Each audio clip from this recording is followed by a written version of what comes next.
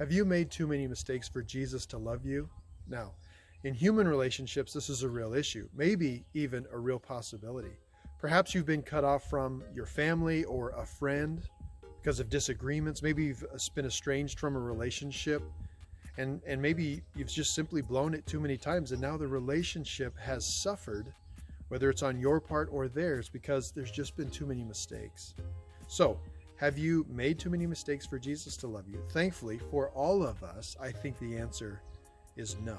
And what comes to mind when I think of this question is Romans chapter 5 and verse 8, where Paul's writing to the church in Rome, and he says that God demonstrates his own love for us in that while we were still sinners, Christ died for us. Man, that's a powerful thought. And in this train of thought, just 2 verses earlier, he says that while we were still weak, in verse 6, while we were still weak, at the right time, Christ died for the ungodly.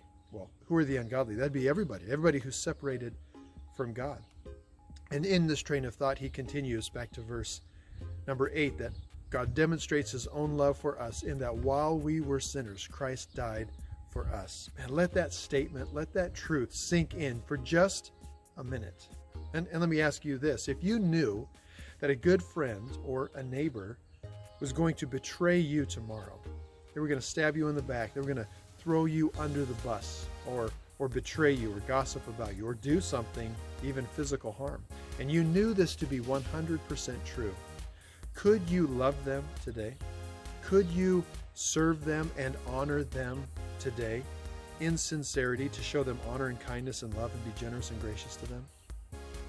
Tough question, to be sure.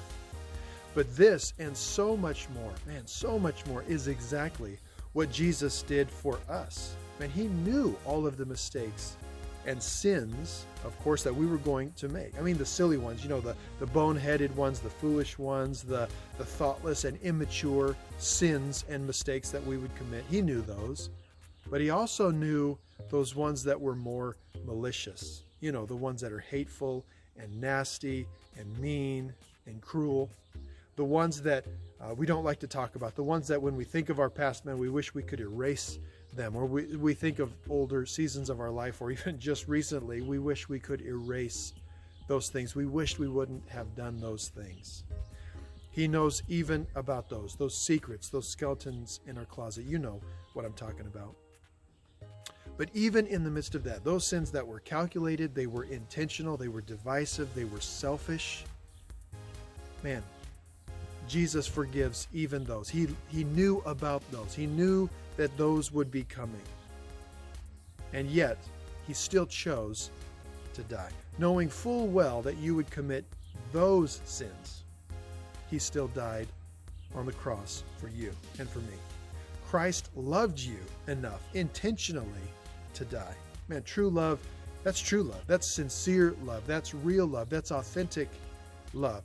And I think it would have to be, in order for this statement in Romans 5 to be true, it would have to be true love, wouldn't it? It'd have to be real love, no strings attached love. Wouldn't it have to be? And I think it is. And Paul continues in Colossians, and another New Testament letter. Paul says that Jesus did this. He died. He canceled the record of debt that stood against us with its legal demands. This he set aside, nailing it to the cross. He canceled the record of debt that stood against us with its legal demands. Man, that's tremendous. I hope that you let this truth sink in, even just for a minute. Because, man, putting your trust in Jesus and your hope in Jesus, it's worth it.